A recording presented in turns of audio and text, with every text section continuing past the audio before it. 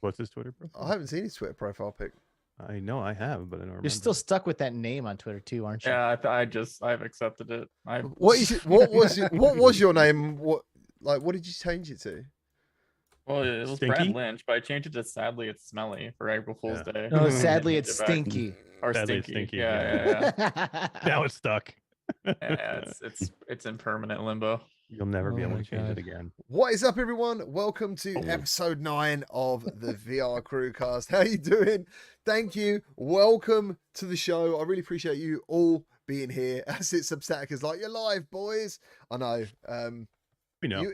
We actually have a really good pre-show. I might start recording because there's some Beware. there's some really Beware, good stuff everyone. going down. There's some really good stuff going down. So first of all, let's re-welcome Bradley back from the abyss of bad throats. How you doing, man? Good. I'm doing good now. Yeah, I had a mouth injury. I couldn't talk for 2 weeks, so I couldn't do shows like this unless, I want to feel pain. But I also, on another note, I've pretty much cut off my soda addiction during that time too. Hey, Oh, Nice. good job, dude. That's tough to do. So, Oh, yeah, you were addicted to like what kind of soda were you addicted just to? anything with like caffeine, I guess. I should say a caffeine addiction. I've been like cutting off caffeine, and it's been I'm really good now. Like I feel way healthier after getting past the cold turkey pains. But yeah, good. Tough, Dang. right? Nice. I mean, we've switched to stevia-based soda here over the last, I don't know, month or two, and I mean, even that's difficult. So I couldn't imagine cold turkey altogether, getting off of it. It actually like slowed down my VR usage because I was getting headaches every freaking day, and headaches plus VR already don't go together well. So it's probably the least amount of VR I've spent in a while because of it. But yeah, Wow. it was a good timing though, because my mouth injury didn't allow me to make videos anyway. So like taking a break from all these things it made sense. So Yeah, I remember I had to kick soda at some point in my life some years ago, probably like 10 years ago or so. I did. It's like a normal drink. Like if I go to a bar, I might still get like a whiskey and Coke or something like that. But I don't really drink soda just like at home and as it is. And I feel like the hardest part for me was the sugar. So like I did like a stepping stone of like I got off of the carbonated beverages and went into like Gatorade and like lemonade and like those kinds of things. And then eventually like worked that out of my normal routine into just primarily water. There's MASH with the G0. The only thing I drink, man. I got off of pretty much all soda, unless like I'm out somewhere where they can't do carbonated. Then I'll do soda, but otherwise Gatorade 0, no sugar. Nice. Yeah, man. I do a lot of G Fuel. Mhm. Literally. Speaking of which, today's episode brought to you by G Fuel. Dead Space plasma Oh, nice. energy. It Nice. smells like Dead Space. Does it Plasma taste like dead skin? Tastes amazing. I'll tell you what you don't want to do is what I'm about to do is add carbonated water to it because it's like a Ooh. fucking explosion. You should just take a big scoop of the granulated and put it in your mouth. They don't even use Yeah. the water. Then you'll No. get it's like rocket fuel then. Snort It's it. Oh no. Definitely snort it. Mainline, There you mainline go. that stuff. Gonna Hell yeah, explode. man. Next up, thank you for coming back, Brad. Really appreciate it. Next up, we've got Alex and Skib from Between Realities. How you doing, boys? We're doing great. I'll speak for both of us. Yeah. What's happened, Skib? Are you all right? Can you talk? No, I took Brad's mouth injury on as my own, so he can speak this week. That's good. No, I'm man. doing all right. I went out to was it California last week? This week went out. Wait, no, last week we went out to Super Nintendo World, and Oh, I saw some fun pics, stuff there. dude. I saw pics. Yeah, that looked awesome. yeah, it was super cool. And they had this ride. You get in a Mario Kart and you do this crazy battle, and you pretty much clip on what's like a HoloLens. It's definitely not HoloLens, but you put on like a Mario hat, and it has this like magnetic thing where you stick the AR visor on top of it. And then you have like Mario Kart battles, and you're shooting like turtle shells and stuff at the different racers going by and battling Bowser, and like it was pretty sick. Like it was really cool to see augmented reality in an amusement park ride like Yeah. that. It was really, really dope. Dude, that sounds fucking incredible. I've been seeing pictures of that thing for ages. I must have watched the IGN video, I don't know, 5 or 6 times they did ages ago. Yeah, that looks insane. Would you I like? forgot that. Did you? We were able to ride it, Skiva? I was able Nice. to You get were worried myself about in that. there. I I remember you were was worried. because Oh, because 'cause for a you're so little while tall. there they didn't allow in anyone with over a 40 waist, which is 51% of the American populace. So I don't know if they changed things. But yeah, I got to tell you, for anyone looking to go to Super Nintendo World, it is maybe the most immersive part of any park I've ever been in, where you like feel like you're in a Mario game, but at the same time, there's only one ride. What? That's the only one there. What? Everything else is like these little quests you go on, and you have like a cool watch thing, which you have to buy separately, by the way, and you can go around and find coins and do all these little mini tasks, which also have lines, but Right. the only ride is that one ride. Now it's only a little corner of Universal Studios. So you are trying to get in just to that one little area for Mario World, and then you can obviously leave and go do all the other rides at Universal. But I was a little disappointed that there was only one ride. Well, I'm a Nintendo fan, massive in a way, Me but I too. know Alex Yeah. is a bigger Nintendo fan, and I'm wondering how he's taking this news. Yeah. That there's one ride. It doesn't surprise One me. I know that there's another one that's being worked on, and I don't know at what parks it's going to be available. But honestly, I think I'm okay with it, to be completely honest. I don't think I expected more than that, and I'm sure I would go and still lose my mind. It was still I- sick. It I really need to was. go so soon. This week, this was a second week in a row that my wife Brittany and I had a double date with Joy Rain and Jay Dunn from Get 'em to the Metaverse in VR, and we did Forever Cornhole and Forever Bowling this week. It was super fun. Nice. Yeah, Bowl is pretty good, by the way. I think it's my favorite Mhm. of those Forever games It that is. I've it played is so far. It is the best one. without Yeah, a it's doubt. really good. Pool. I think pool's my favorite. Has I need to pool try gotten pool. better? I tried pool when it was new, and the way that they had you holding the stick was weird. It wasn't true to life. Like both of your hands are up on the front end of the stick, and the entire back half of the stick is behind you. It was kind of awkward. But besides that, and I didn't really care for the locomotion much and the way they have you approaching the table. But there was a lot to like there. I'd be interested to see if they've updated it any since then. Yeah, Jay Dunn in the chat. What's up, bro? Good to see you, man. What's up, We need Jay to get Dunn? our What's up, next dude? week's scheduled. I also started to use, I'm like really trying to get in shape, and like I got like probably 40 pounds I could lose right now, which is just it's super intense. So I'm like really trying to do what I can to get in shape. And I with you last week I was kind of waffling on the decision to pick up Creed Championship Edition, which is on the Quest. I'm sure we found out by now, Wes. But I did not buy it, and I just jumped in to thrill the fight. And I did one fight after I played maybe 20 minutes of Beat Saber, and I was so gassed after that fight, bro. It was no joke. Like it is a serious I guess workout, but I don't know, man. Like you are like, I just kept expecting that fucker to go down. Like I hit him so many times and as hard as I could. And I'm like, just drop. And I couldn't get the knockout. But my body was sore for like 5 days after that. So I think I'm about ready to jump back in. Oh, and last thing, Between Realities is coming back. We will be back on May 5th. So that's in like a week or two. Mhm. Hell yeah. Yeah, about 2 weeks. Nice. Can't wait, dude. Congratulations. You got any guests lined up you want to share quickly? Just the opener at all or anything?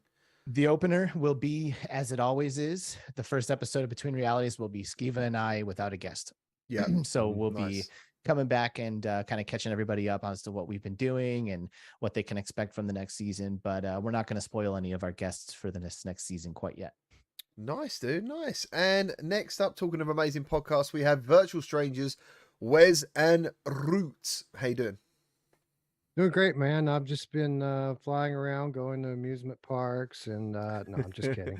Haven't been doing any of that stuff, man. I've been hanging around my house playing VR and chilling with my family. Honestly, Sounds awesome. Roots, what have you been doing? I'm doing good. I was just telling you, you missed streaming Resident Evil 8 last night. That was fun, right, Wes? oh, Just that scared. was it was hilarious. So how did it Okay. go? How did it go? I wish I would have watched it actually because my wife did Resident Evil 7 and that was pretty unforgettable actually. So how did it go? She did a lot better than I thought, but she it was definitely she was pretty scared. So Isn't it great though? Don't you? I get really I'm quite lucky. I still do get scared in VR sometimes if I completely forget reality. Do you know what I mean? You know when you're like, I have to be in the mood to be in VR in some games, you know, to be like scared and stuff. Like Phasmophobia, it doesn't matter what mood I'm in, that game is gonna scare the crap out of me regardless. But I get jealous of people who are still like, well, same as like when new people experience VR, you know, and they have that wow, they just go in there. I think that about scary games as well. I'm like, oh man, I wish I was really, really scared all over again sometimes. yeah. So I'm really pleased that she was scared. How far did she get? She just got in the mansion, and then after like 2.5 hours, I think. That's good, dude. Oh, that's she went for the werewolf bit. Yeah, that's Yeah. that's the tough part. Wow, She made it through it. Yeah. That's She wanted to quit. She wanted to quit a couple times, but we gave her the moral support she needed to get through it. damn, man. That is really good. That's the thing with that game, right? It's like they throw you in so hard with that werewolf bit. Oh yeah, Where like you don't think you can pass it. There's not enough ammo to kill these things. They continue to come. There's no way you can just blast your way through it. So like I think a lot of people probably start that game and they're like, oh, this isn't for me. I just can't do this, right? And they put it down, which is too bad because it's really the build up to something and you got to make it to a cutscene. But I think a lot of people drop it at that point. But that is one of the very best games, in my opinion, in VR. Combat's phenomenal. The graphics are awesome. The use of the HDR displays in the PSVR 2 is phenomenal. The story is great. Everything about that game is so good. So I implore you, please, if you are going to try this, just get through that part and it's you will get through it with a little perseverance, and it gets amazing. It really does. It's so good. Just run. Just Yeah. run. Yeah, just run. Run.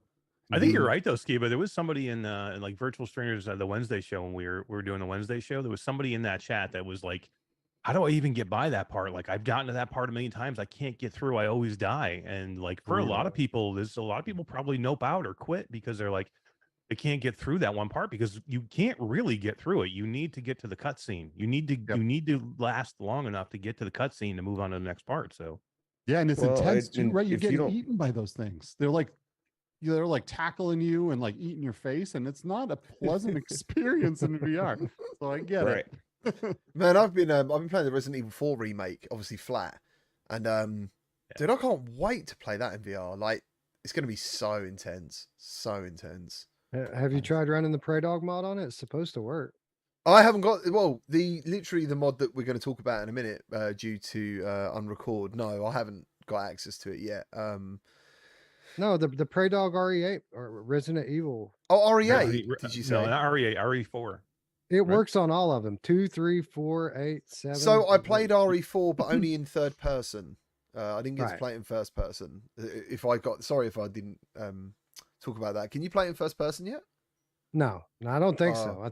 I don't think so. But it is supposedly works pretty well if you want to play in third person in VR. You can do that. Resident Evil 8 and 7 on PC VR were amazing. Actually, I think Resident Evil 7, the mod was better than the PSVR game. I agree with that. Which was crazy. Yeah, like you just think, how did they do that? And last but not least, I do apologize if we left too long, is Eric from Q2C VR. How you doing, man? You good? I'm good. You know who else likes to bring up the rear? Hey. Yeah, she does. He's in a horny mood today because the pre-show we had some things happen, and yeah, the mum thing come out before the show. Don't just think it's a gimmick for actual podcasts. These guys use it pretty regularly. Pretty much all the time. Yeah, pretty much. But yeah, I mean, I'm doing good, man. I'm doing good. We just got off a 12-hour stream that we did on Saturday for Soul BC, a charity for him and his wife. His wife has, I think, Hodgkin's lymphoma, which is a type of cancer, and they're fighting that. So we did a nice charity stream for them. We raised almost $3,000, and I streamed for 12 hours straight with Skiva and Creeper Betty stayed with me the entire 12 hours. Wow. To stream that day. That's amazing, dude. Congratulations. I donated.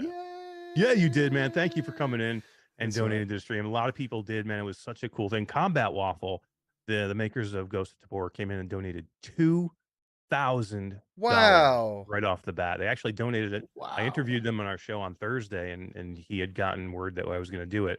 He donated it on Thursday and said he would do it as soon as we started streaming on Saturday, and he did. Came in Scott, the CEO of Combat Waffle, came in as soon as we started streaming and put in $2,000 to the donation. So it was a great day for Soul BC, he's a really good content creator, does all the TikToks for Combat Waffle, does a lot of their media. So I think really I've cool met. guy I think and I've good met Soul cause. BC. I think I might have met him in Miami. Maybe I'll have to He check. 'Cause was. I think he was at Yeah. the Veil tournament. it's very yeah. difficult because obviously not everyone shows their face on Twitter Mhm. and YouTube, so they all recognize me, and I'm thinking, oh my god, like I don't really know these guys. And then slowly you just have a good time. But In I'm pretty Miami, it sure- was weird for me. I met Viper for the first time. And Oh, yeah, saw him without his mask for the first time. yeah, and he looks exactly the same with it off, which is so weird. It's absolutely crazy. So last week, if anyone was on the show, one of the big debates was about Firewall Ultra, and we really did like put it through its paces. I think we discussed every single part of that, and about 2:30 in the morning, my time, I saw a video. I was awake. I don't know why. I saw a video from Petrified Pumpkins saying that Firewall Ultra is going to get an Ultra mode. I was like, oh, that's really interesting, dude. Like, literally, we've just been speaking about that.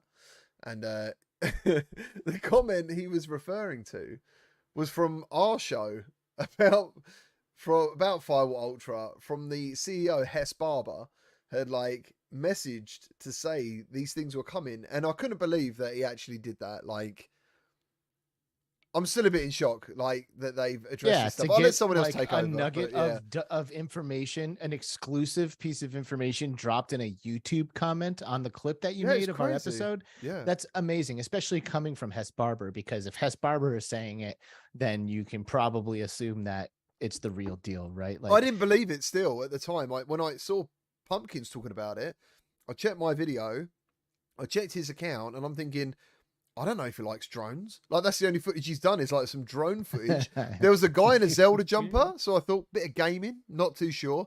And then luckily there was what's his name? One of the moderators over on Firewall First Contact. I messaged him and he confirmed it was him. So yeah, it's pretty cool. Hess Barber has always been pretty active in terms of like getting into comments, like seeing videos that go up, participating in like the Facebook groups over the years and all of that.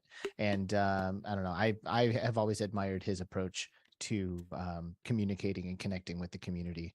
So yeah, in the comment, you know, he basically puts to bed a lot of the fears that we were discussing during our episode, you know, auto reloading versus manual reloading and auto aim, you know, that kind of stuff.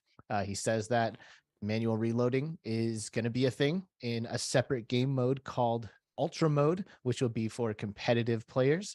And I think that the VR community kind of collectively released like a sigh of relief when we got that information. it was for me personally. I was a bit like, I'm going to turn it to a bloody Firewall channel, because I've done the video before about it. Then I thought, do you know what, that discussion was so good, and a lot of people who, when I cut the parts of this show and put them somewhere, there's a real like, oh wow, this is really good. Like, I might not have time to watch a whole podcast, but it's really cool to see like one particular conversation about something that's going on in the community.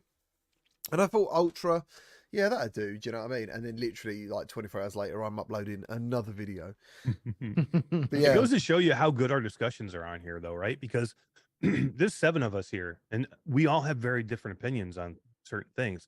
So if we all agreed with each other and just played like a, hey, I love you and you love me and let's all be right, we didn't. We had very different opinions on what we thought of what was going on. Some people were all for it, some people were against it, but it was a good enough discussion that, you know, the developer looked at it and said, maybe we should change something, or maybe we should look at something. So I just want to say, you know, awesome to all you guys for putting up a good discussion to where people want to look at it, and you know, it makes a difference to people what we say, which makes you feel good that we're doing the right thing. I want to know if Alex and Wes are going to be in the pro bracket, like, or all He of might. you, like, He you know what I might. mean? Are you kidding me? That's the only way I'll play. Yeah, dude. I mean, I'm sure that I'm sure I'll be happy to play in a casual mode with a button press reload. Like I was kind of one of the people in the call that was like more okay with it than not. But I personally like the glory that comes from like a ranked competitive experience. You know, like if my performance can be reflected on like my ranking, you know, or my tier or whatever it is that you want to call it, then I'm going for that. Otherwise, I kind of feel like my matches are just kind of being wasted. You know, they're just like being Right. thrown away and not really working towards anything. But if every win I get advances me in the ranking system, then that's what I'm going for. So did that kind of put you off from doing private matches in the original Firewall because Totally. none of that stuff is ranked? Totally. Yeah, I was all about the leaderboard. Well, I shouldn't say all about the leaderboard, but I definitely cared about my leaderboard position and only played in public matches other than like the couple of times that I played with you guys when we jumped into private lobbies. So this is the way I'm kind of looking at this ultra mode that's coming post launch. I think that we're going to have a period from launch to whenever it is that they update. This is our time to attack the leaderboard and the progression, right? And time to grab our rank, because I feel after the promo thing gets here, there's no guarantee that there will be any kind of reward or progression attached to that mode. So we might just have like a 3 months to do the most we can before. I know I'll probably start playing private matches almost exclusively after that, but I don't know. We'll see. Yeah, for sure. I just want to give a shout out to the conversations in the chat. Congratulations to Biggie Bam's daughter for doing Mario Kart race. She come 12th in her first competitive race. So I think that's pretty good. Wow, Yeah. that's crazy. Yeah, nice man. And yeah, Snow Toad gifting the VR Damn. Crewcast memberships. Thank you ever so much, dude. Thank you, and welcome to everyone who's joined it. Betty's in here. I didn't see Creeper Betty. How's she doing? Yeah, She's creeping. cheers. Oh, he's a creeper.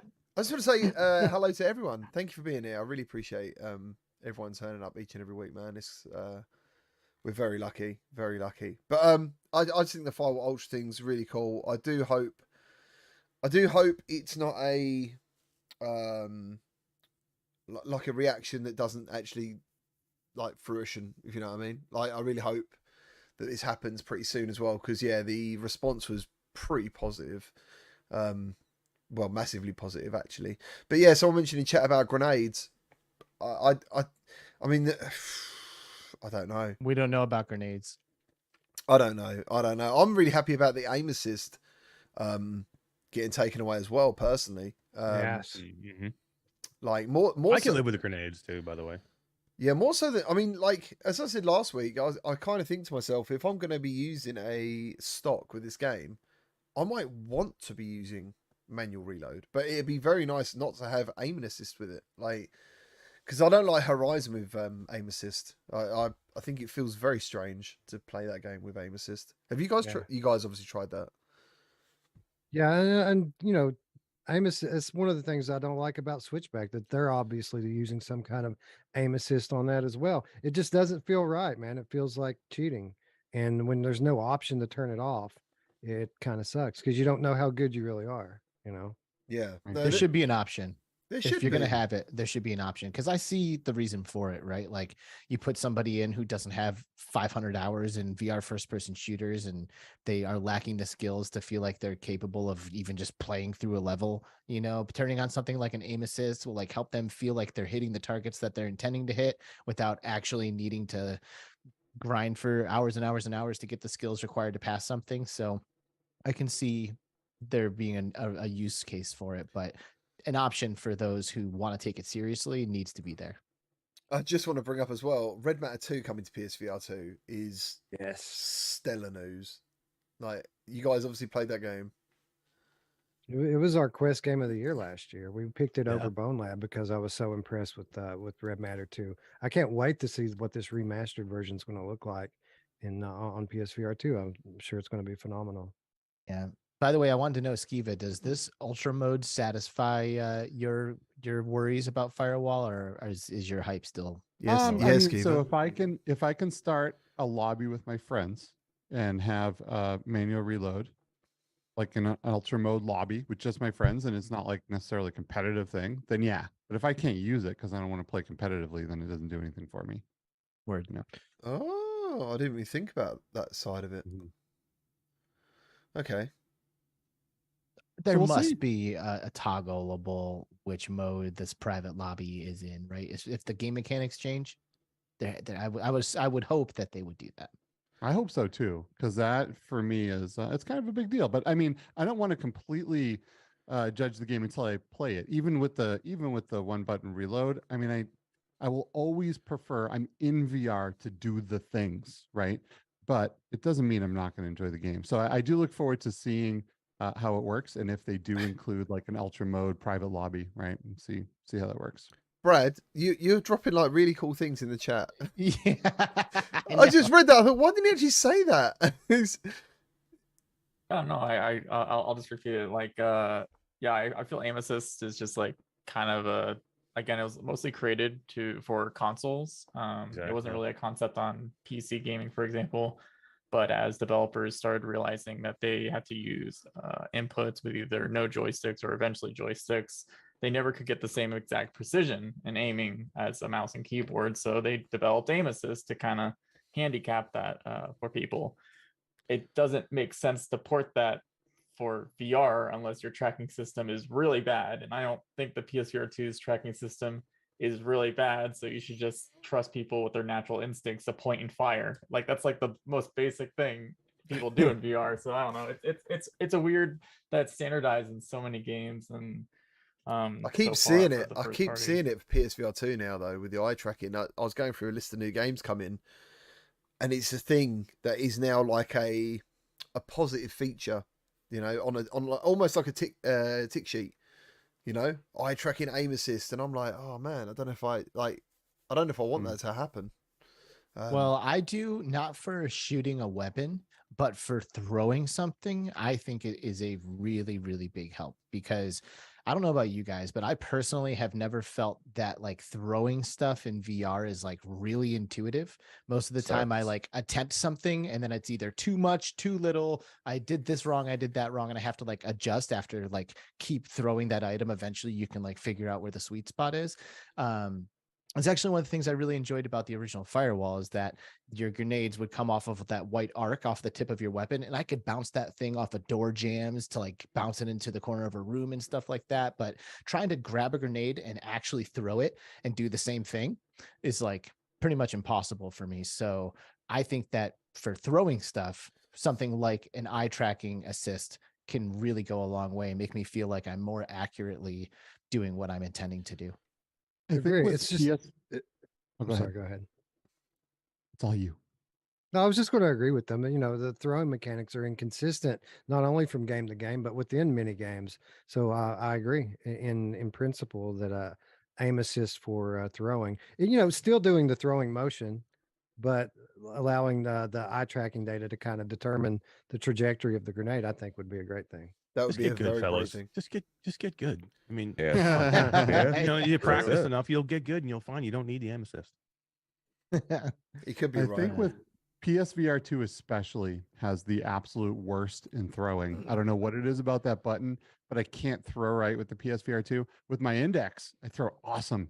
Almost like close. It's the closest to real life. And throwing is something that's so intuitive. So when it doesn't work properly, you very much know. You know how real life physics work. And you know when you throw something where it's going to end up. PSVR 2, for some reason, that little button, it's just not cutting it. So with that system particularly, I do like to see throwing aim assist in some way, right? Again, with my index controllers. I'm trying best to throwing I'm in trying to VR. think of the game I was playing the other day, and you're so right to bring this up. There very rarely, but you feel really good when you throw something in a game and it goes where you think it's going to go. You think, wow, like that's awesome. Like that never happens. Do you know what I mean? It's really Yep. quite amazing that you brought that up because I've got so many flashbacks, but I just can't remember the game. And there was a game I was playing the other day, literally, and I remember pulling a pin, thinking I was throwing it. It's like there was a delay between the game knowing when I was letting go of it, and it just went meh, like that. And I'm like, run away! Yeah. Everyone run away. We're all I think gonna go. After the Fall has the worst throwing right now in PSVR 2 throwing mechanics. I don't know what it is. I've spent I don't know, 600 hours in that game, chucking grenades, throwing stuff, and then I got into PSVR 2 and I'm like lobbing it and it's like just falling straight up. I'm like, what is happening I here? think Doomslide's Right? literally just said that. He's literally just said, I can't figure out how to throw pipe bombs in After the Fall PSVR 2. Try underhand is the best Underhand. way Yeah. I can throw, but that's not natural, right? Like we don't want to throw that way.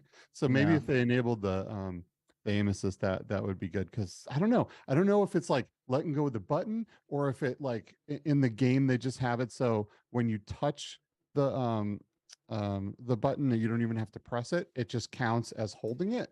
It's different for every game. It doesn't seem to work great though. So I don't know.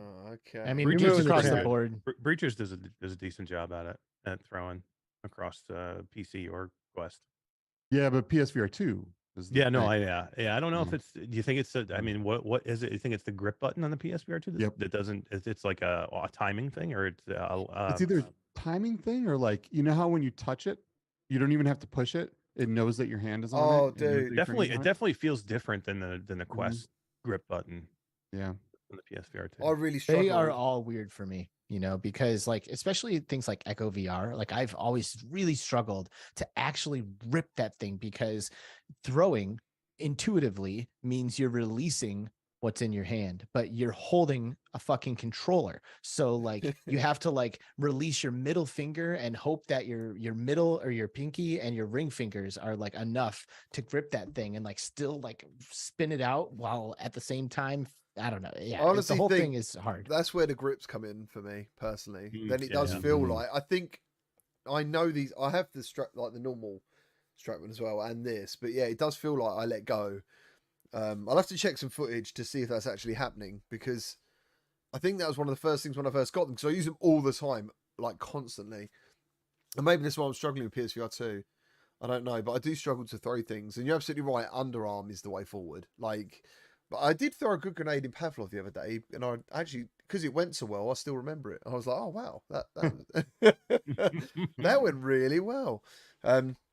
Anyone got any questions in chat at the moment? Is everyone good? Thank you for joining. Someone said I heard PSVR 1 sucked. I don't know about PSVR 2. I don't know if that's just a general comment or saying, but PSVR 2 is a lot better than PSVR 1. Brandon VR saying I only get flashbanged when I'm the one throwing it. Like, how true is that? How amazing in Firewall though, you'll know that's going to happen. You can close your eyes, and everyone else will get flashbanged apart from you. That is exciting. I mean, I'm wondering if that'll like completely nerf the like I don't know, the goodness. I don't know I can't think of the word right now, but like it'll like I like nerf goodness. the effectiveness of a flashbang grenade, right? Because if everyone can just like close their eyes really quick, I mean, is it hard to do that? Right? Like, will people be like, oh, I'm not going to take a flash because everybody just turns their head away from it? I mean, it should That's be the that. same as basically what they've done is just put in what happens in real life. It's like all of us going in flashbangs. Yeah, that don't matter because you can do that. Like, But Yeah. it would still affect you though, right? Like if you flash Well, you have to the turn your head eyelids away. and close your eyes, it'd still affect you, unless right? your to some eyelids are made of extent. steel. Yeah. Because I think this is the thing, Alex. You touched on something that I think people don't really. When I throw a flashbang, and right now I know everybody's affected, right? It's going to change everything because you won't know. Did they close their eyes? Did I get everybody? You can't just run in now with a flashbang where before you'd throw it and you'd pretty much feel like, okay, I got what 3-4 seconds to do something before people Mhm. can see. I don't know if I would use flashbang anymore. Do you know what? I think flashbang should work a lot longer. I think someone needs to be flashbanged for real to figure this out because I was playing Mario Kart the other day, right? Not it. I was playing Mario Kart. Yeah. I was playing Mario I've always Kart wanted to flashbang Alex. the other day and I got Ooh. inked. I got inked in Mario Kart. And it Oh, fucking God. went on for like Yeah. 15, 20 seconds. And I was like, this is so unfair. Like I could get flashbanged and it would be gone in seconds. How come You the can ink? see little parts of the Yeah. screen. You can kind of still judge, but the flashbang, everything's just white. It's too harsh, man. In Yeah. Mario Kart, there's a couple options for you. All right. You can keep your eye on the mini map in the center of the screen or Are off you- to the side if you're on your own. Okay. So you can see the turns that are coming up. Yeah. And also if you use a mushroom or Turbo. hit a boost, Yep. yeah, Yeah, it'll clear knock it off. your windshield off.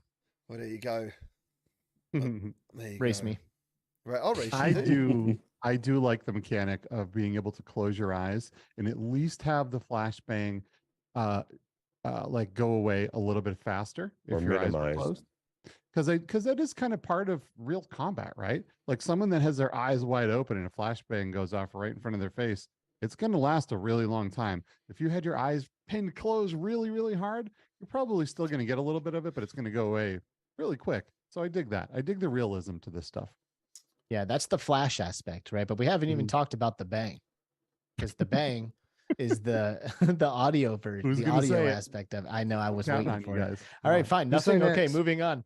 You say next. But- I already got it. yeah, but the bang aspect of it is like the deafening, like the high pitched like that hits Yeah. when one blows up next to you, you know. So if they're willing to elongate the effect of the visual and the audio aspect of getting flashbanged and to like kind of even things out to where like if I didn't turn away and I do get caught by it, I should be screwed. Wouldn't it be right? cool? Like, Wouldn't it be cool if you couldn't hear anyone else talking, but you could see them because you can't hear your teammates. Oh when you no, get no, flashbanged. yeah. That's what I'm saying. So you can't Yeah. hear them because you can't stop your ears, or you put your hand on your ears. Yeah, can we cover Like our that, ears for like that. flashbangs?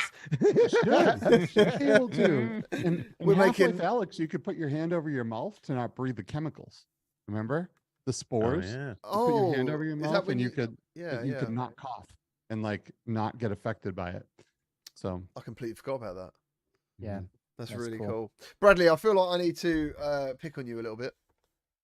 Uh-oh. What's going on in the technology world, man? Talk to me. What should I be excited about? What's happening? What are you excited about? That would excite me. I'm starting to get a little. I think the big thing I guess right now is everyone's like still. I know it comes up like almost every month, but like it's starting to become more real and tangible. The Apple headset that everyone keeps Yes. talking about. It really is. Yeah. Yeah, I don't know if you guys all saw the articles. Like they're starting to detail all the software that they're going to launch with the device and everything, and it's like it's basically a huge suite of apps that you would expect when you buy a Mac or an iPad or an iPhone. And I think due to that, like the one thing that was really impressive to me is they even want to make an iBooks version for the headset. So they expect people to be able to read in this thing, which can you imagine like Wow. How comfy would it have to be to want to Mhm. read in it? how comfortable, how good the visuals will have to be? That's like kind of a Yeah. statement, right? If they're putting resources and like porting over their iBooks, they must feel that some people will be able to use this as a like an ebook reader due to just the clarity and stuff. And I don't know, it's just like the truth, to be honest, is I was pretty excited for the Quest Pro before it like came out. I was like, oh, it will be kind of interesting to see what companies do with VR outside of gaming, just like dabble. But when that headset launched, there was like no apps for it. Like I feel like that was a huge problem. There was like nothing. It was just like Horizon Workrooms, and that was it. But like hearing about this like super high end Apple headset with technologies that no one else really can get because they don't have the supply chain control and stuff, and seeing the app library that's going to be on at launch, I'm like starting to get a little excited a bit. I think it's So, going to yeah. make a bigger splash, regardless of the price, than people expect. I kind of hope that the $3,000 thing was like a rumor just to make 2,000 sound better. You know, like if we I tell like everyone that. it's that much, then we'll, you know. I mean, I like the idea that they're putting you feel that they're putting enough behind it and they're serious enough about it that if they really do consider this to be a replacement for your iPad, I mean, think about how much would you pay then if it could be like a replacement for your iPad. I mean, there's a lot of iPads out there, and iPads are not cheap, especially the newer generation ones. So if it could be that, and it could be an AR headset and the VR or a mixed reality headset as well, I mean, I think the cost becomes more efficient. But just the fact that they really are putting themselves behind it, that where they would say one of their best-selling products, the iPad, we want this to be able to be the replacement for that. That makes me excited that Apple is not fucking around with mixed reality and virtual reality. They're really serious about it. Yeah. I think it could be huge for kind of, we've lost a lot of momentum in the mainstream over the last 6 months or so because of all the shit that's come down on Meta's head. I feel like Apple entering the fray. And Brad's right. It seems like things are moving now in that direction instead of the opposite direction, which has always been the case before.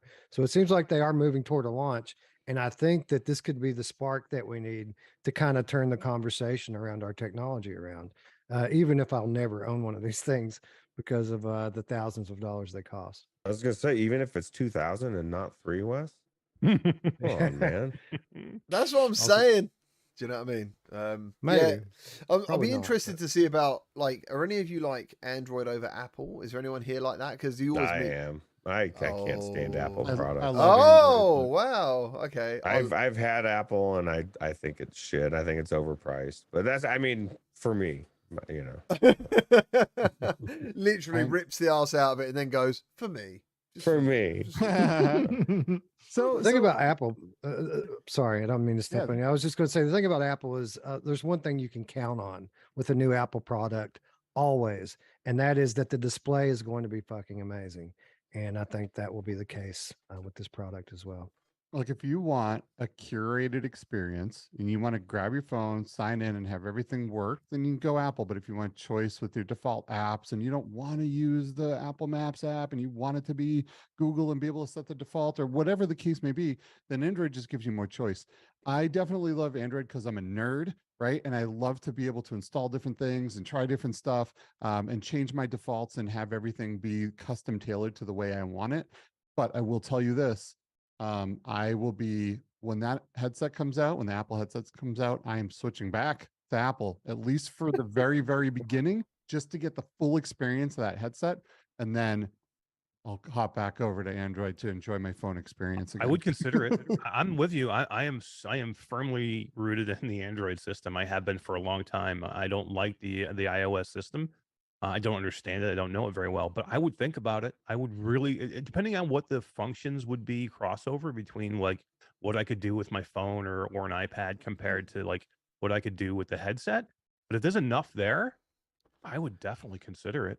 Do you know what I saw the other day? There's an app on iOS where you can download Samsung iOS, I think, or something, and mess around with like pretending your iPhone is a Samsung phone. And it does That's like cool. camera Then features. why get or- one? It was Yeah. something like that on there, and I was just like, It's is an this... expensive Android, Oh, right? it's saw just it it's an Android advertised. emulator. You can get these for your PC or whatever. Yeah, absolutely. That makes sense that they would have that for Yeah, iOS. as don't well. forget you can run Windows on your Mac too. You can dual boot it or run it in a window. So it does make sense. I'm assuming that Brad is an Android user. Is that a correct assumption?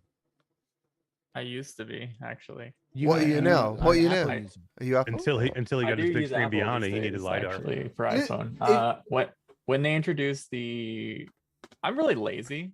I don't like buying camera equipment and like lugging camera equipment, so I wanted like the best smartphone camera on the market. And then when I saw the added ProRes video, I was like, oh my god, that's amazing! I can just record everything on my phone. What I didn't know was the iPhones still use Lightning, which is like a USB 2.0 data transfer speed. So like I can do these like, well, like 1 hour of ProRes video is like 200 gigabytes, and getting that off the iPhone is literally like a pain in the butt. So I pretty much screwed myself. I would go to Android for sure, but there's also like the features like the LiDAR stuff that I thought was always really cool, and like it kind of fits into the XR stuff I wanted to experiment with. So yeah, I don't like the software. I still miss so many things. Like freaking multitasking drives me nuts on iPhone. But yeah, I scanned myself. So Well, and what about like what Skeeve is talking about, like having an Apple device to use in tandem with an Apple headset? Is that something that you think is going to be like pretty important? oh yeah, I think it was kind of ironic because I remember when I was doing a lot of the heavy testing of the Quest Pro, I thought it was really ironic that if you use Horizon Workrooms, you got a better experience using a MacBook with the Quest Pro than you did a Windows PC. Like they fleshed out the software for the window mirroring, the desktop mirroring, way more for the Mac side. Like you do multi-digital monitors and stuff and everything. And I was like, wow, you're really stupid, man. Why are you not targeting Windows more instead of Apple? Because Apple's just gonna have even more like connection with the MacBook side. But I do think the unified ecosystem is going to benefit them hugely. Not even just like connecting to your phone, but they said in like the Bloomberg articles that the entire iPad library will just be available day one. So you see like people, like the direct touch stuff on the Meta Quests and Quest Pro right now, where you can mess with the web browser and keyboard with your hand tracking fingers. They're gonna have that whole thing, but for every iPad app that just pops up in a window in XR, MR or VR like day one. So they already have a huge just like lead-in software that people can mess with just from that. So And then none of that stuff would be like, I mean, maybe a little bit of it, but like you're talking about the massive library where like just the apps that are already available on the iStore or whatever. So like if I can play Candy Crush in my headset, and it wouldn't be a VR Candy Crush, but it would still be an actual Candy Crush in my headset.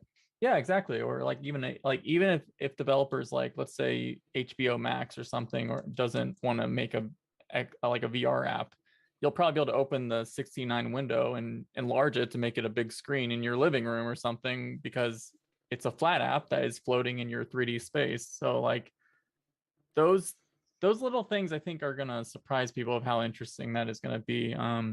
And slowly, as if the thing gets popular, then you will see apps start developing VR versions. I was and bring just it gonna into the say screen. that, man. I remember the race for trying to dominate that store, and that will happen. Mixed reality as well. That will, if the headset, yeah, like you're saying, takes off. Imagine being the first MR app or decent VR Apple game on there. Like, you know, I mean, it could be huge.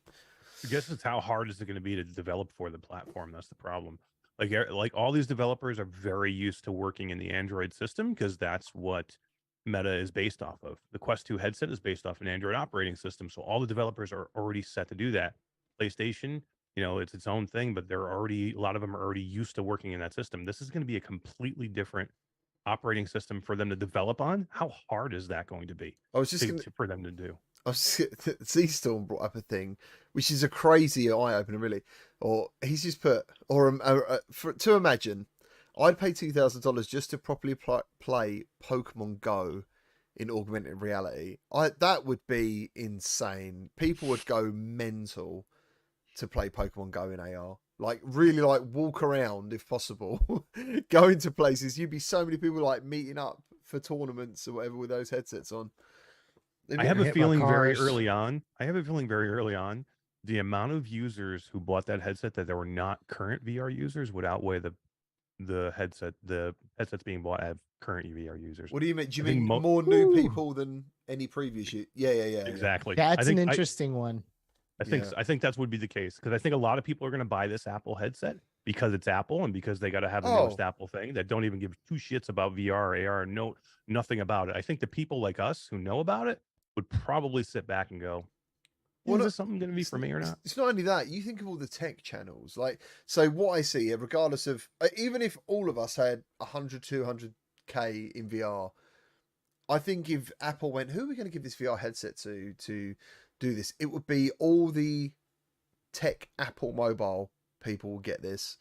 And the other people will know, like Marcus Brown, whoever else. You know what I mean? It wouldn't be, I don't think anyone VR centric would get this device, because the other side of it is these people already know about it and they're already interested in it, possibly. So there's no, you know what I mean? There's nothing to gain possibly out of that.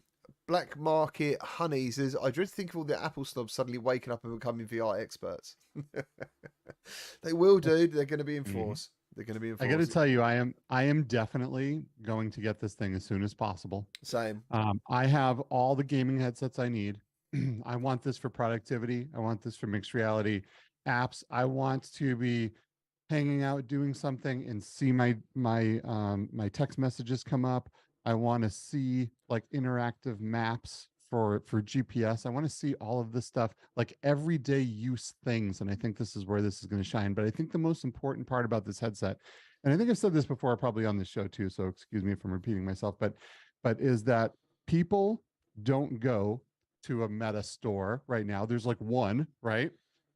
very few people have access to it. People don't go to Target and see a Quest in a box and open it up and try it. This is a big deal because people are going to Apple stores. They're giving their Macs to the Genius Bar to fix something. They're upgrading their iPhones. They're in and out of that thing all day long. And while they're waiting, they're looking at all the new stuff. And all of these people, so many people that would never try AR or VR, any kind of spatial computing platform, are going to put this thing on their face in an Apple store, and they're going to lose their minds, and they're going to see what we've all been talking about this whole time, and they're going to be opened up immediately into what VR and AR possibilities are, and they would have never even looked into it before. They know maybe some little kid down the street is in there screaming at people and shooting stuff, but there's no interest for them in that, right? They're going to put this thing on in an Apple store, and it's going to change a lot of people's lives. And I think that is a huge deal, maybe the biggest deal, even overall, the software and how cool some of the MR and AR stuff is going to be, is just the fact that all of these people are going to get exposed to this. They're pretty amazing at making those trailers as well, dude. Like, Mm. I go in those stores sometimes and I find myself just staring at the big screen because of all these colors and all this really stylized stuff they're doing. I'm like, oh man, that looks brilliant. I don't know what it is, but it looks great. And I'm sure that's probably what's going to happen. But I'm personally Apple. I've been Apple for ages. I stepped away, but I made a mistake. I didn't go Android. I went Windows. It was a fucking nightmare. Literally run back as soon as I could to Apple. So yeah, that was unfortunate. One more thing I want to add to the Apple headset in case we're about to go off. You know, the funniest thing about the Apple headset, other than just like the success of Apple itself, and we're kind of going along those lines, is when I talk to the supply chain and I follow the supply chain stuff, the headset's not even out, it's not even announced, but everyone's already trying to build fabs to copy every piece of technology that's in it, which is very good for, if you don't like Apple, it won't be that much longer, like whether a company you do like is going to try to copy it. Big example, Samsung is like going crazy right now to do their own version of the Apple headset right now. So yeah. So that's great for VR then. It is. Yes, exactly. It's spurring the industry. It's what happened for mobile phones. It Yep. would be amazing. Yep. Damn, dude. Well, I like the sounds of that because then I could have my Android device fully tied in with my headset and like using them in tandem rather than having to be forced into an Apple ecosystem. Of course, I don't know how quickly that would happen, right? Like, I mean, when you say like not too long, like how long do those things take? You know, a year, 2 years? It's said that Samsung's moving so fast that they're trying to target next year release for their competitor. So if Apple's this year, Samsung's next year, it's not that long, really. Yeah. That's And awesome. I'm still more excited for the Quest 3 than I am for all these other headsets. Sorry. Well, let's talk I'm about not. that because I don't know what's going on with Meta. There's a new story every day. Like there's a story that says they're moving away from metaverse and focusing more on gaming. And then the next day there's a story that says that they're cutting another 10K jobs and that most of that, or a good portion of they've been coming cutting from those 10K studios. jobs for a long time. So that's not true. Well- This was a third round in a four round job cut that they announced a long time ago. Where's the Meta Gaming Showcase? Should be this week. I don't know, dude. I thought it's so straight. It is just so quiet on that front, isn't it? I mean, it's nice that we've had some games, we've had breaches, and I'm sure, not off the top of my head, I can think of some, but there is some games coming. Yeah, it is just a bit quiet. It's like, And for It's what it's coming. worth, Eric, for what it's worth, I agree with you. I think that there are reasons for a lot of these moves from Meta, and I think they're trying to shore up things financially for a big product launch later this year. That's just my personal belief. I don't have any kind of insider information, but it makes sense, right? Yeah, I'm just tired of the articles. I'm tired of the articles from news services that don't know shit about VR, or that just want clickbait, about virtual reality. I mean, again, talking about these Meta layoffs, like there's number one, there's no other people laying off anybody in the tech industry.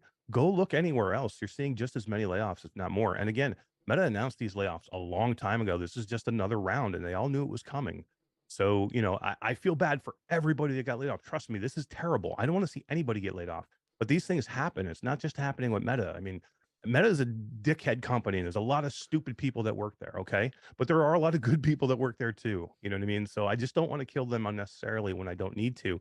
And if the press continues to want to kill Meta every time they get a chance, or kill VR in general, by the way, because they're just as stupid Oh, about yeah, dude. PlayStation VR 2 as they are about Meta. I'm just tired of hearing all of it. And I do think this Quest 3 headset is going to be something special. I think it is going to be a gaming focused headset. I think they've learned their lesson that it's too early for them to go all metaverse. I think they've learned that lesson pretty damn well. And I think we are about to see a large range of different games coming this fall. And this new Quest 3 headset is going to blow people away. Just to say, right, Brad doesn't normally speak, but I can see that he could have said something. Then I reckon he sort of like he looked and then he looked away. And he looked again. And I thought, is he prepping? Brad. Is he prepping?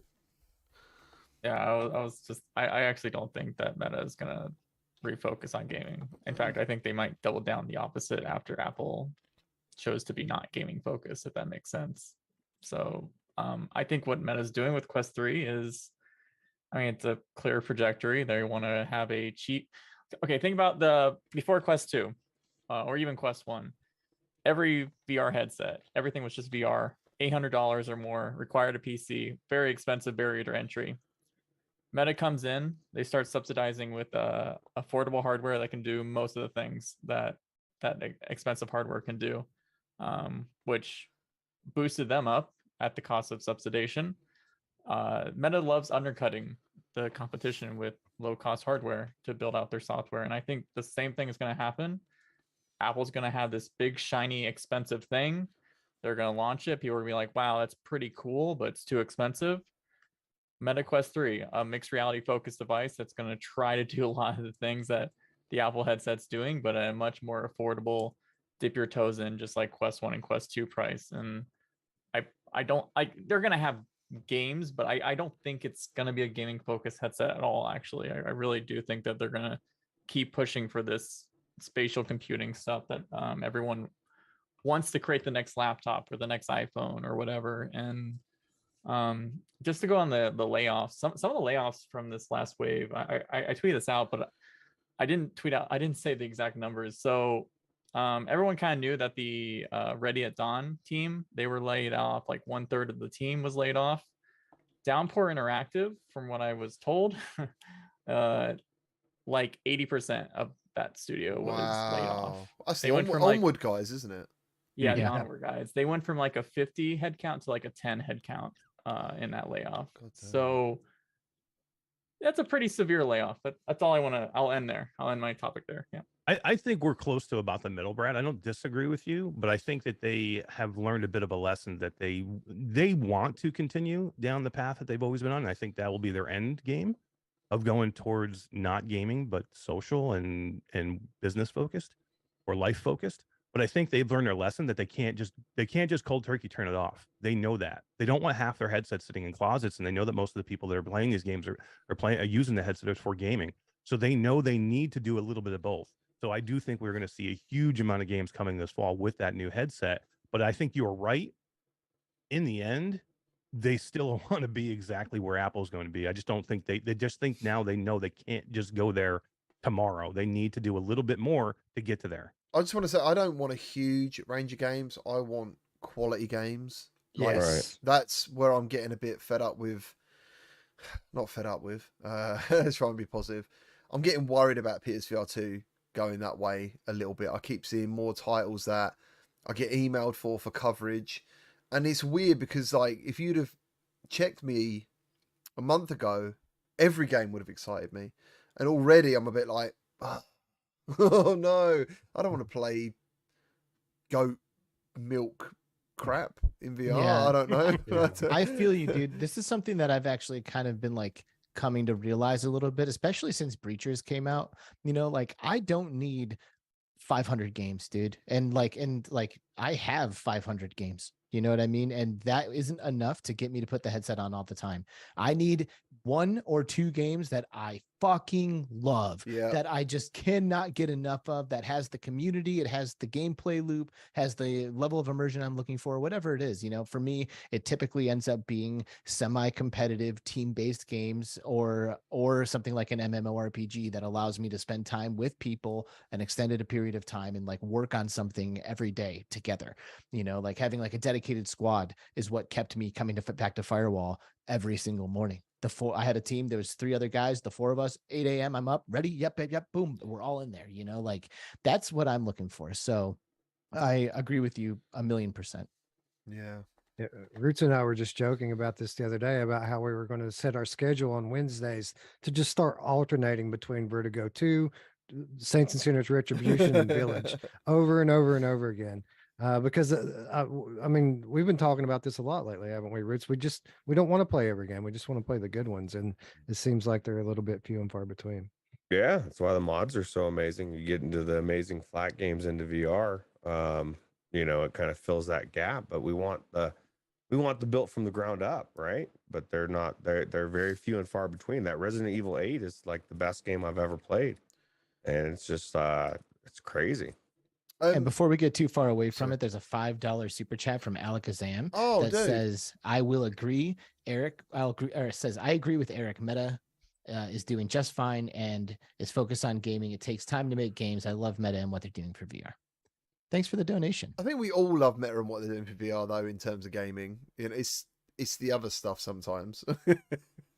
It's a bit like, man, you know what I mean? But yeah, thank you ever so much for the donation. How you feeling about it, Eric? You good? Thank you very much, Alakazam, for that donation and agreeing with me. I love it when people agree with me because most people don't agree with me more often than not, because I tend to have the opposite opinion as most. But because I would say, like, I'm not 100% happy with all the games I've seen this year, but I think this year has already been way better than it was in 2022 already. Like, there has been some really, really good games, on Quest 2 that I didn't think were there last year. And while there have been some, some mediocre ones, I think we've had a good year. If we look back, I think a lot of times we forget, you know what I mean? Like, to me, there's been some really, really good games this year. I don't know. Dude, sometimes it's only April. I know. I know. It's crazy. You say forget, though. I think we've forgotten how many great games we've had in the past because they're locked on PC VR, and they're just forgotten sometimes. Oculus exclusives, a lot of them, and that's kind of the reason why they're forgotten, because Meta wants people to forget their PC platform. Mm-hmm. Some of the greatest games of all time are on that platform. So it's very true, man. It's very true. What was I going to say? Someone in the chat said something earlier on. I missed it. Classic Grandma coming in late. Thank you for joining us. She asks, did she miss everything? Everything. You missed it all. You missed everything. Sorry, Classy. Go back to the beginning. There's one thing you didn't miss, and I'll throw this out there to whoever wants to pick it up. But apparently, Pimax Portal's almost ready to ship. Oh, Thoughts? Dude, I saw a review on Pimax Portal. That's the handheld one, isn't it? Mm-hmm. Yes. Right. Okay. So there's a channel called ETA Prime. Yeah. Do you know that guy? Do you guys watch him at all? No. Okay. So ETA Prime has been reviewing emulators, handhelds, arcade machines, and things that run fucking retro stuff for as long as I've watched YouTube. He's been doing it for a very long time. I remember when he hardly had any views. He's now smashing it, doing really well. And he did the Pimax Portal. Go and watch it. ETA Prime after the show. I was so impressed, dude.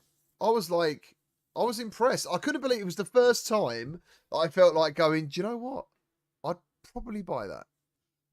But he hasn't got the VR add-on to it. They told him they're going to send that next, and that's when it could all fall apart. But yeah, apparently It's funny that you mentioned that, because when I spoke to the Pimax people about this device at CES, they said they were kind of targeting these people that like to emulate games and stuff. And my whole attitude was like, they already have devices that can do that. Like, why would they buy yours? But if you're saying that this guy who's pretty prominent in that area is giving the thing a good review, I find that very interesting. Yeah. So I put it on Twitter the other day. I'll chuck it in the CruCast thing. Just take a look at it. It's really interesting. He's very thorough as well. He's really into his mobile chips and all that stuff. So yeah, Classy Grandma, thank you ever so much for the $20 donation. It's incredible. Hey guys, nice to catch you in a group. So here is my whoop whoop for all you do. Thank you. Awesome. I had to prep my pick whoop one whoop. up. You're gonna pick it up, gamer tag? What? The Portal? Oh, only if I find some money somewhere. I've literally got to find it. I don't know what. One of the things my granddad used to do, right, was, and I didn't know this for years, right? We'd be walking the dog together, and he'd always find money. And I used to think, fuck, oh, bloody hell, I can't find this money. Like, he's always finding a pound or a quid or whatever you guys want to take the mick out of. But he'd always find them, right? And then years later, someone says to me, you do know he was just like pretending to pick that money up. I was like, you're fucking joking. I used to walk around the park looking at the floor, just like thinking, there's always money in this park. And there was never, oh man.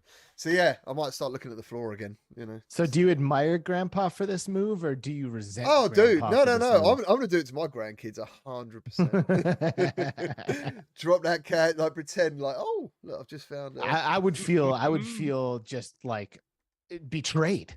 It's like, you I lied to did. me. I did. How but- dare you? I did, but I loved him so much it didn't matter. But I was just like, he tricked me for such a long time, you know. He didn't do it all the time as well. He probably did it really well. He's very conscious of it, that it wouldn't be every time, but it'd be, you know, like, I'd be like, oh man, the day I slipped, you know what I mean? I slipped, I walked past it. That'd be the other thing. I'd usually be in front of him and I'd miss it. So was he then sliding you those dollars? Like, hey, I just found this. oh no, dude. No. He's still pocketing it. Yeah. If I want some money, dude, I've got to go and wash a car. If you want some- That's so funny. Yeah, it's good times. Yeah, so I am interested in the Pimax thing, and I'm really glad that it's one of the first things that actually, because of this guy, like, you know, when you have a channel you trust, you know, and a reviewer that is good, you know, yeah, he's one of those people. I was like, damn, like, if he's giving it a thumbs up, then that's pretty cool. Can't wait to check it out. Yeah. Hopefully we got someone coming. I don't know. I have a crystal, but I just got the battery given to me by somebody at GDC, so I could get the freaking crystal working again, because the batteries I had gotten from the unit from CES did not work. So I've had it sitting here for months and haven't been able to use it. But so I just got a battery back, and I can finally jump in there and actually use it and check it out. So Bluebell's threatening someone. again, man, she's so What? feisty. Put your money Bluebell? where your mouth is, Brennan VR. One-on-one, I'd kick your ass. This Oh has, wow, what is going on? Yeah, I'll this tell you has to be what. breachers. It Whoa, has whoa, to whoa, be whoa, whoa, breachers. whoa, whoa. Somebody's kicking somebody's ass. It's gotta be Oh, breachers. Oh, We're talking breachers. Artful on the outside. Fight. I would love to see Ryan Brannon and Bluebell get into some type of fight. That would be awesome. 1-on-1. Yeah, I want to see Breachers. that squared circle. Let's go. I gotta give Brandon some quick props, because he is freaking nasty in breachers. Really? He's good. Yeah. I agree. Hey, I just want a quick shout out there. I mean, Bluebell is great too, but Brandon is just Hold on, are wrecking you it. saying your money's on Brennan then? No, it depends No, on what I it take is. If Bluebell. it's She's pretty breachers, vicious. Maybe, but if it's anything else, I don't know, because Bluebell's vicious enough to drive to Brandon's house and kneecap him Yep. so he couldn't play. There you go. God damn it. Okay, so moving on, let's start talking about the Praydog Injector mod, because I think it was yesterday, it turned up on their Twitter feed, Flat to VR, that is. That one of the games that everyone's been talking about, Unrecord, would obviously be possible to play because it's Unreal Engine 5. And there was a demo, which was before, like, there was a player in it. It's just like the world kind of thing, the geometry and stuff, walking around in virtual reality. And I'll be honest, guys, it fucking blew my mind, because I've been looking at Unrecord thinking, I was one of the people. Do you guys know what I'm talking about, first of all? Yes, absolutely. Yeah, Gary, first of all, Skiva, are you okay? Yeah, what happened, dude? He's gone. Is he, There he is. There he is. He's out. Hey, all right. He he's took back. off. He was like, I'm out of here. You're right, I dude. guess. He's like, you guys suck. I'm out of here. You good, What Skiva? the hell, happened? The Steven? camera was like, nope, I'm done. Oh man. So we thought we got pissed off about the breachers thing with Brandon. he's gonna I'm run outta round He to. he was going to back up Ryan Brandon. But yeah, I think all of us saw the Unrecord video, right? Which for the record is not a VR game No, initially. I right? didn't It's think just it a was fun real. game. I didn't think that Yeah. footage was real. No, but Me it looks either. like it would be perfect for a VR game, though. I thought Mhm. when I saw the footage, I thought it actually was someone messing around with a GoPro and they were just adding effects because it looked too real. Do you know what I mean? Like, it's only when they started showing more of the action with the smoke on the gun and a few other bits did I start going, I'm not too sure. And then basically they showed someone like dropping someone in the level and all this other stuff. It looked incredible. And yeah, so now I'm thinking to myself, like, I've known about the Injector mod for a very long time. because I do some like work with those guys to promote some stuff, but I've never really given it any. I've definitely never put it on the channel because I've just thought, is it going to be good? Is it going to be something that really matters? You know. And so this unrecord turned up, saw the footage, and I was like, damn. And then I started looking up all the different games this guy is bringing into it, and dude, like. It's a game changer, really. This mod could be a massive game changer. You know, let me ask you this. Go ahead. Like, I know they've you're got- about to say the same Yeah, thing. Go. yeah, they've got so many games. He's showing us a million games. We know it fucking works. Why not give it to us? It's got to You perfect know? it. He's got. There's definitely a difference between like, and I'm sure you know this. I've been given a video of a mod and go, "Hey GT, do you want to play this mod?" I'm like, "Yeah, dude," and then I get to play it, and it is not like the video. Yeah. I'm like, "What the fuck is going on? It's not running well. This isn't working." Blah blah blah. So there is a difference, isn't there? And I want him to get it right too, because this has press behind it. So if he does put it out there and it's not perfect, and then the freaking mainstream press gets it and they say it's shit and nobody wants to use it, like this thing is going to be amazing. I want it to like be perfect when he sends it out. Is it here, going to be so paid for? Should be. I think it's free, right? I would pay for it. I don't think anyone's confirmed whether it's free or not. I'm not sure, but stuff. I That's there's like some moral and some moral Yeah. lines there, right? Because Right. if he's making a program that's relying on somebody else's game, he's Right. augmenting someone else's game and selling that. That might be So it'd be difficult to do. donations then. It'd be donations more than likely. Yeah, I mean, like he has a Patreon and he releases this for free, you know, and Well, let me but- ask you this, Yeah, but because what- I think you're right there, and I think that's why other modders have gotten in trouble in the past. But if let's say a head strap manufacturer comes out, do they have to get Meta's approval to sell that accessory for their hardware? I don't think so. well, no, but that also doesn't. Well, that's an interesting one because that doesn't really necessarily require that you own What you can do with the head strap without other a one. Quest. Well, nothing, Nothing. but you can still sell it. You know what I mean? Just like how people before marijuana was legal would sell water pipes as tobacco use only products. You know what I mean? They're like finding like a loophole kind of. Yeah. What about Vorpex though? What about Vorpex? Yeah, and someone just Reshape said and all that. these other things. I mean, Vorpex uses. I mean, and what was the other one? Helix Vision. They've been doing it for years and paying, Yeah. charging for it. Well, Paradise just Vorpex said, is still $30 or something. like yeah, that. Paradise just said Luke Ross Vorpex had a is dead. Patreon and he got shut down. His Yeah, pretty Patreon much. hasn't been shut down, is it? Who's? No, but Luke he Ross got is- threatened. He No. got threatened. He was getting like 72 grand a month or something. It's so Well, ridiculous. that was the I was problem. like, what the hell? Yeah. He showed his money. And if he had that off, he would have been fine, I think, personally. But where he was like, yo, I'm making, a solid 6-figure salary on someone else's games. And that's Yeah, but- measurable income. But the only reason that anyone's even bothering, personally, some of the games, because I'm so focused on VR, and I think this is where it all kind of changes. Some of the games I only bought on Steam to use with the mod. So the Same. developers made money, and he made money for his work, and that's Mhm. when it works. How you control that though, you can't. Like, And I then agree. I'm not buying any of these Zypher, black Zypher games. Orion in the chat says modding in general is a violation of the EULA. But thankfully it benefits the companies enough that we don't get stabbed with legal fees yet, hopefully never. So that is interesting, right? Because there's like a user agreement that we all sign or that we agree to when we fire up a game. And within that user agreement is often clauses that say, hey, this is not to be, this, that, or the other thing. It's not supposed to be modded and not repackaged or whatever. yeah. I would hope again, like I hoped with Luke Ross, that Praydog, with whatever he's doing and whatever money he had, he looked into this before he put all this time and effort and work into it. Because if it comes out for a week and all of a sudden he gets cease and desist orders and he goes, can't do it. Sorry. I'm like, what? Why would you do that? Why would you put all this work and effort into it if you didn't even look into the fact whether you could legally could do it or not? You know what I mean? I'd be like, what the hell, man? Yeah. Mm-hmm. So with the unrecord demo, Yeah. GT, you actually went in there in a headset, right? No. I still No, no, you just no. you It just was, shared footage of someone else that did. yeah, it was a. Thing is, I don't even know who Praydog is. There was someone showing footage of someone called Paul. I don't know if that's his real name. I don't know. Alex. Oh, is it? Yeah. So I don't. There's other people obviously that have access to this that do testing for of the games. Wes knows them all. Wes is in there. Do you know what? Wes is one of these mod guys. He's in. Where's Aya? Talk to me. I'm not one of those guys. I know a few of them, but they don't tell me shit, dude. I've been asking about this fucking mod for 6 months. They don't tell me a jack.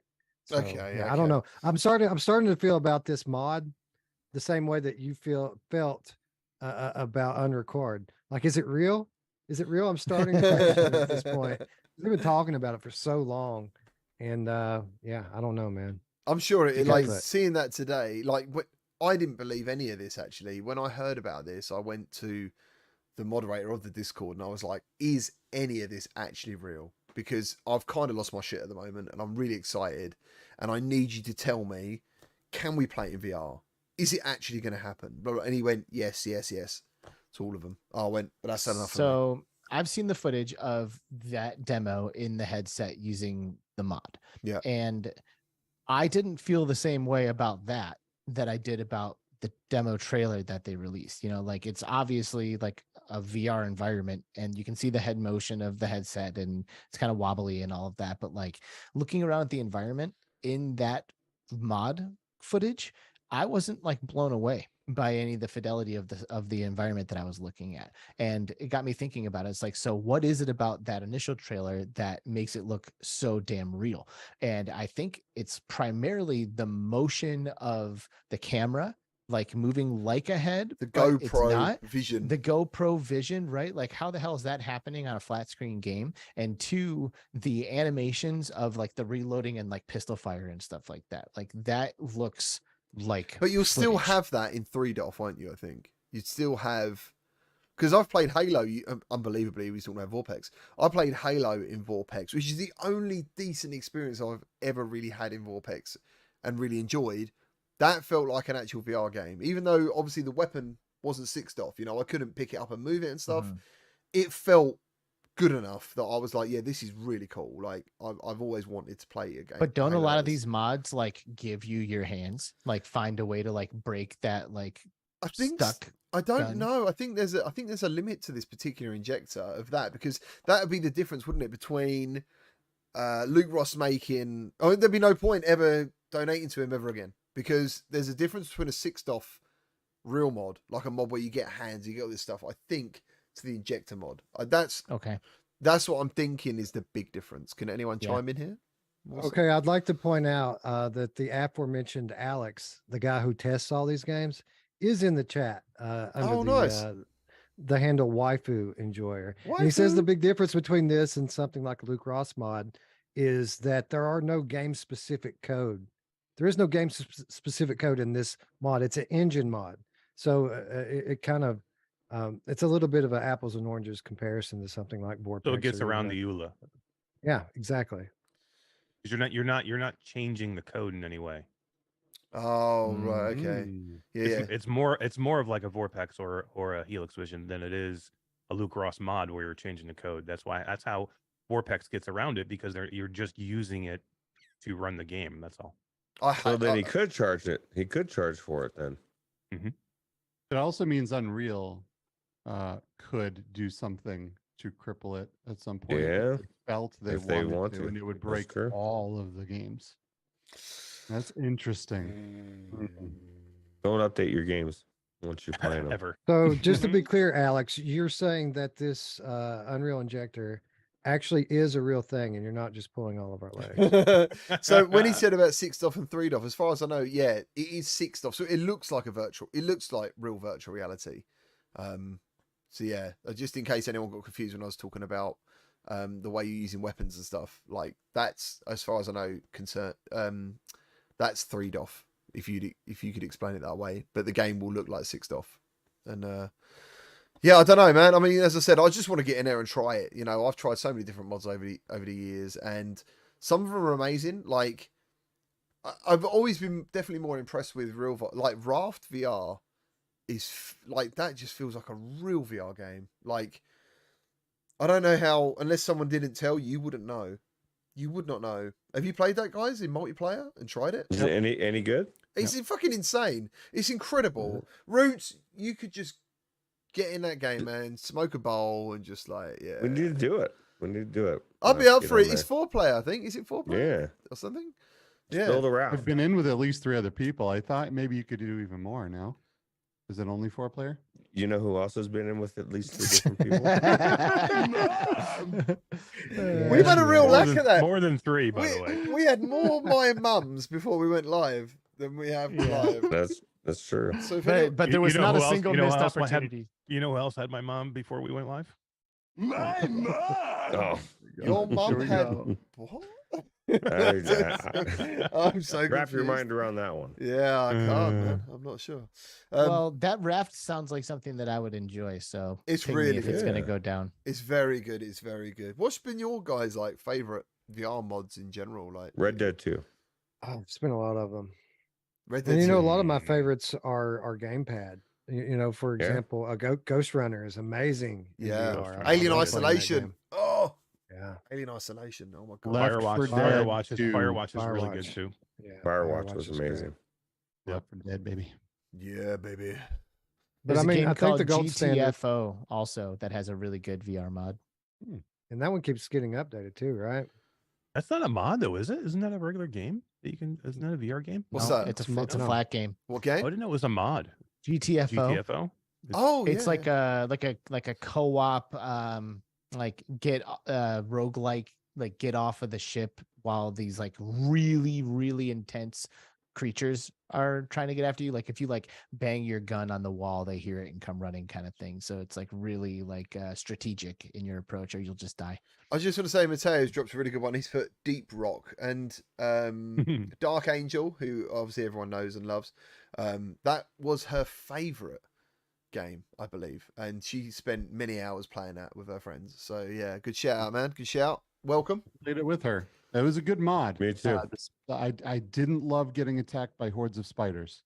I haven't What is played it. She told me I should play it, and I didn't. Maybe I need to. It's a phenomenal mod. Absolutely. It works really really well. I just And like they fixed all it? of those spiders coming at you, man. That was hard. At least when I've tried to play it, we always had issues trying to connect, but I'm sure they fixed Yeah, it since. They fixed it relatively recently, but yeah, when we tried it was when it first launched, and it was impossible to connect up with other people. The game would keep dropping and crashing over and over again, but supposedly that's better now. I always wanted to try the Risk of Rain 2 VR mod. Oh, I heard dude, that was done it. awesome. Alex, that is amazing. We'll play it together. There was a I'll time play when we played it all the time, right, Mash? Like I beat for, it. for months. Yep. Yeah, I we actually beat it. I beat it. in Did you VR. guys It was like add awesome. like Samus to the game and stuff? Oh no, we didn't do that. We had a lot of mods, but I think that maybe came after. But there's a shit ton of mods that you can do in there. Alex, you got to do that, dude. Like It's you can amazing. be Samus in Risk of Rain 2. I did a video on it and I fucking lost my shit. Like I Wow. I think I ever done it as well in the video. I added the Metroid music and everything to it. And I was just like, this is so amazing. I bet people went in there and were like, there's no It's music. one of the games that convinced us that Returnal could be done in VR and be It done will right. be in VR, man. It Yeah. will be. Yep. It will be. Because it's the movement in that game is so perfect. It's played so well, and when you can't say you can't do these games, I mean, it was one of the best VR experiences I've ever done. We were hooked on it for a long time. If I Yeah. play Risk of Rain with the VR mod, can I also still play with people online who are playing Yes. the original version of the game? Absolutely. That is I that is bought awesome. that game specifically to try the mod, and I never did. Because really good. when we first got in, when we first put the mod out, you couldn't. The multiplayer was kind of jacked up the way you could get together, and we would try to join up, and we'd try to get in the game real quick before some random person would just join in, and then we'd like, fuck, there's some guy in here. We'd have to leave and start again. We didn't want to look stupid. But yeah, it's all crossplay, so it's cool. Just That's Oh, man. huge. People in chat saying Half-Life 2, right? How did I forget Yeah. that? Like Yeah, oh really. yeah, over. yeah. Half-Life Same. 2. Good all shout. over again, and it felt so much like native VR that I forgot it was a mod. Same. Yeah, Yeah. I absolutely agree. Half-Life 2, it's kind of in its own category, right? Because you don't Yeah. really mod anything. No, you because it's on the just Steam download store, it isn't it? Like, from Steam. yeah, Yeah. yeah. That's probably where I forgot it. It felt like a real release. Mhm. Yeah. Skyrim crossed my mind, but I didn't mention it because it's Skyrim VR. Like it's just a standalone full of game. But mods. Skyrim VR is so good. I love Skyrim. Awesome. There was a So sorry. no, I was going to say, so in my opinion, Half-Life 2 VR and the Praydog Resident Evil framework it's the gold standard right now with regards to mods, in my opinion. Oh, look at that, laying down the bloody gold standard. Resident Evil 2 with Praydog mod was one of the best mods I've ever played. That was so good. Yeah, Yeah. oh dude, yeah, It was really good. It was amazing. Like I couldn't. That first scene at the what do you call? I call him a garage. You're going to call him a Garage. fuel Garage. station. No, is it a you know what? I'm gonna start calling it a garage. Oh, 'cause no, not you this. sound so cool when you say it, dude. I don't feel cool saying it on here. No, you do, man. My wife's gonna be like, "Why are you calling it a garage?" What during? You want to feel During. fancy. I want to feel fancy. She'll Yo. be- Yeah, Eric. you feel fancy. She'll be like, Eric, say it to me again. I know. Be like in bed and watch, like, "Hey, talk about the garage, the garage." garage. Say that word that GC says. Garage. Uh, Do you know what though? I know episode I think 1 and 2 came out, and then what else did they do with Half-Life 2, man? Wasn't there a whole remake of the whole game as well in VR? There's Black Mesa. Yeah, just Black came out Mesa, not yeah. long ago. Yeah. Like the only thing is Half-Life. I tend to only go for the mods that like pull up my heartstrings. You know, so Half-Life 2, the actual base game, was the game that changed kind of my gaming life. You know, I bought a whole PC when I couldn't afford one. There was like Doom 3, Far Cry, and Half-Life 2. The GPU I bought was for those games. I think it was the GPU they made with the games kind of thing. It was very expensive at the time. And obviously everything went out of date within a month. But yeah, dude, like I know part 1's out there, part 2, and I've had some people say, "Oh, you're gonna play part 1, part 2?" I'm like, I could do, but to be honest, the main game was the one for me. Like that was incredible. That was really cool. I bought for myself and for my wife the Portal Companion Collection for Nintendo Switch, which has Portal 1 and Portal 2 in it, and they run amazing on the Switch, 60 frames per second. Like fantastic. Must be the only games. The only games. Yeah, for real. Yeah, not even I'm only Nintendo joking. can do that. I'm only joking. But you're not really. Mario Kart, man. Mario Kart runs Okay, amazing. Mario Kart is fantastic, Mario Kart but is magic. play something like Link's Awakening and you'll just be like trucking along in so many scenes. But either way, what I'm getting at here is that I played through Portal this week because I forced her to play through Portal this week because if we're going to play Portal 2, you definitely need to play Portal 1, right? And this, I'm just thinking to myself over here, how amazing a Portal VR mod would be. Like, I feel like that would be so there is epic. one on Steam. It's Portal 2 on VR. I've played it. Really? Yeah. It's Was that on the Steam. experience? Yeah. The only thing was, like, I don't know whether I think it was made with Vives back in the day. So it's quite old. And every time I spawned in, I was fucking in the floor. Yeah, me too. Yeah, but it's there, dude. Like, I'm sure if you really, really messed around with it, you could get it to work. But I think there is also some Portal stuff in Half-Life Alyx mods as well. Sweet. Yeah, man. Left 4 Yeah. Dead. Skiba Oh, said it man, too. Alex Left 4 Dead 2. More people need to play that. Yeah, we need to get back in there. Oh, it runs so bad for me. I think I was very lucky. I got like early access to that mod, and It's so good now. Skiba and Yeah. Tribe Grey Wolf has the right amount, the perfect like mod installers for that, where you can add a whole bunch of shit into it that make it so freaking good. Like it's one of the best looking games I've seen in VR now, and it plays so smooth. Like that compared to when we originally got in Roots, it was such a janky mess when we first originally got in that. When Ski was like, "Let's go do Left 4 Dead 2," I'm like, "I'm not really looking forward to doing that." And he's like, "No, it's really, really good." And when I went in, I'm like, "Holy crap! It looks like a brand new game in VR. It looks like they just made it in VR. Like all graphics are all updated to the new. You know what I mean? So it doesn't look like you're playing the old Left 4 Dead 2 game. Looks like you're playing a new game built. oh, in that VR. sounds cool, man. Yeah. That sounds really cool. Yeah, look up in Steam Workshop. Tribe Grey Wolf has a bunch of mod lists to change the game into all different things, and one of them is the high definition pack where all the skins are changed into high res versions, and it looks like a more modern game, and it's really good. We've had so many countless hours of fun in that game. It's a really good time. Just- They were supposed to update with 2-hand support too, Skiba. Did they do that yet? I don't know. I haven't seen it in a minute. Honestly, Ghost of Tabor has like consumed my VR life, so I really gotta start looking more. And then into, like, Breachers, yeah, right? Yep. and Breachers, but yeah, Tabor for me, and then Breachers. Yeah. Substatica said we need to talk about some VR games that are modded, not just modding games to VR. So Substatica, if you don't know, he has done mods for Saints and Sinners. And he gave me access to the mod, and it's not special access. I think anyone can get it. And he's got like the God phone, so you have to go to a certain level in the game, get this phone, right, and then you have a phone book, and you can spawn. Do you remember like GTA codes? We could spawn in like tanks and things, and Yeah. So basically, yeah, I he's could got jam that thing out right now on the gamepad if you gave me one. boom. So he's got like an emergency drop button. I think it's like, I don't know, like it's like a series of numbers. And then, yeah, everything you need will drop in front of you. You can fly. You can have infinite grenades and stuff. And I just did like this crazy video, man, where I was just flying around, dropping like grenades on these fucking walkers and stuff. And it was just amazing. It was really amazing. So, yeah, shout out to Substatica for that. And I think everyone should go and check out his channel and the mod of Saints and Sinners. And I think he's working on Chapter 2 as well. So... yeah. Our very own, sadly, it's Bradley was one of the first ones to like really do some cool Half-Life Alyx mod level action. I used to watch right. him live streaming that stuff as well. Yeah.